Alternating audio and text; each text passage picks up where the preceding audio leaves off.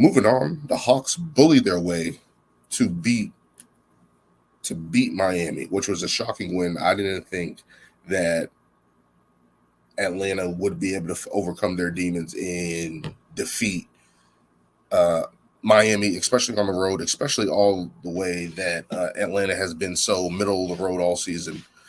Somehow they really put it together. And I did say the only way that they could really win is if Miami's offense got stagnant. If Miami's offense got stagnant and they couldn't score, and they really couldn't score at points in time, Atlanta really pouring it on, having a great overall showing from the whole team, right? Like they had a whole bunch of bench points from Alconquel, who had 12 points off the bench. Clint Capela played awesome, had 20 run rebounds, and that was really the biggest factor in the game to me, more than Atlanta's offense, more than Miami not being able to score. The second chance points Atlanta was able to create on the boards on the offensive end, especially Clint Capela, all those guys are rebounding, getting in there, and causing havoc. Um, but we'll get into the play of Trae Young, who was fantastic, was able to overcome the demons in the past of uh, uh, of Miami, where he really just shot well, didn't shoot well in that series last year.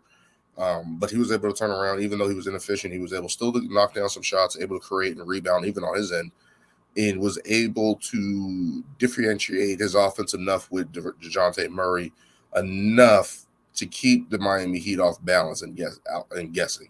And when you get all that rebounding from Clint Capella, boy, that played a factor. I think they out rebounded them 63-39 on the rebounds. And when you get that many second chance opportunities and you get that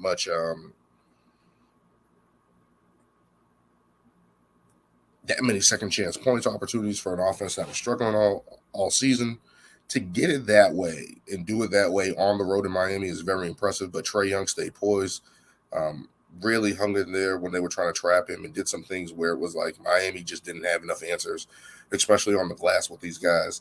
And I was surprised about this one because I did not think Atlanta was going to be able to put it together like that. I thought Miami was going to be able to lock down defensively.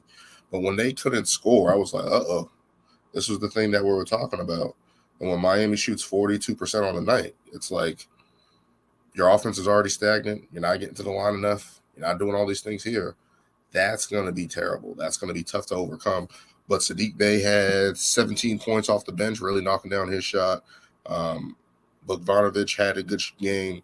Javante Murray had 18. So you're getting a good production and contributions from everyone. And I think that was the main thing that Atlanta needed and got in this game to overcome the Miami Heat. Now, let's get to the Heat side of things. The letdown of Jimmy Butler and Bam Adebayo.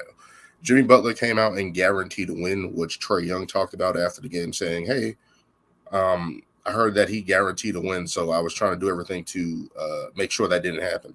And the Hawks did that as a team. They really roughed up the Miami Heat, and all night, Jimmy Butler and Bam Adebayo just looked like they were running in quicksand. Really, when those guys really needed to have big games, they didn't. The guys that really had a big game was Tyler Hero, who had 26, but Kyle Lowry dusted off himself after having a crap season all year, in my opinion. Really didn't have a good season, wasn't really up to par. Had 33 points. 33 points from Kyle Lowry. You're getting all this production from those two. And Jimmy Butler and Bam Adebayo just couldn't get it going. Jimmy Butler was 6 for 19. Bam for Adebayo was 5 for 12.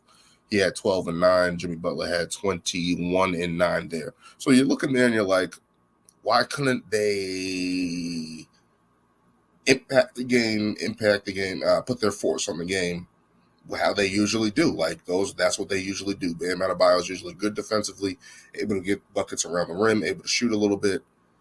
Jimmy Butler has been a great playoff performer, really steps up his game. And there were times when Miami tried to get back in the game, really tried to get back in the game, and they just couldn't. They just couldn't. And when you look at that, and you look at that aspect that they weren't able to, that's damaging, and especially going into, even though they are at home, you look at their home crowd, and this is a shot at Miami, I don't care. They're not the greatest home court advantage, right? Like Miami's not, the team is tough, but in terms of where you're going in there with the fans, they show up late. It's not a basketball town like other teams and stuff like that. So that doesn't even play to their advantage. And if they can't fix their offense, especially when Kevin Love is not going and Victor Oladipo's not going, Duncan Robinson, who has been, ever since the bubble, has been just off the rails. You're not getting production from those guys that you have invested in. That's a tough call to turn around and sit there and be like, hey, we can get this done now. And for them to fall to the 8th spot, do they really want to play Milwaukee? I don't think that's going to be as fun of a series as it was against Boston, who are they familiar with and who they have some battle-tested battles with. You know what I mean? And to sit there and think, hey, they're going to go in and play hard against now Chicago, who we'll talk about in a minute. You think that they want to play Milwaukee? And I don't think they can. I don't think they have enough players right now and enough. Their team dynamics aren't working, and it's just looking bad. It's looking bad for Miami right now. They lost to Atlanta, who they've handled in the past and had no issues with. Lay a dud, especially Jimmy Butler and Bam Adebayo. They laid a dud. And to have Atlanta go in there and win that game like that is very telling and very shocking to me, at least. And we don't know where they go from here because there's a lot of uncertainty going forward with this roster right now. And we'll see what they're able to do here. Yeah, but it was shocked. Big ups to Miami. Atlanta, I mean, they really came in there and handled their business. Got everything out of the way. Trae Young was fantastic. The bench, it was overall a team win because they did it collectively on the road in Miami. They didn't relinquish the lead. They were aggressive on the boards. Clint Capela again. All those guys cut to the basket and dunking, especially off of those. That's what Atlanta did. They attacked really quickly. And they just put Miami at a disadvantage with three-point shooting, rebounding. And when you win those things, you're most likely going to win the game.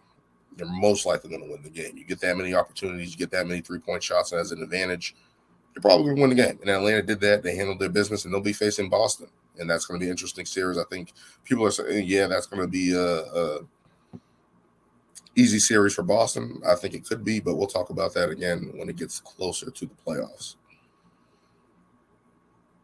Don't forget to like, comment, and subscribe if you like what you're seeing and enjoying the channel. And we'll continue this. We'll keep talking basketball. We'll keep having these conversations. Comment as well. I think that's the biggest thing. Comment, like, whatever the case may be. Have some more interaction with the page. That's going to help me grow. That's going to help this channel grow. And I think that's important, especially when we're talking the game of basketball. And I like talking the game of basketball and interacting with people, getting their different perspectives. Let's continue to do that. Let's keep moving on here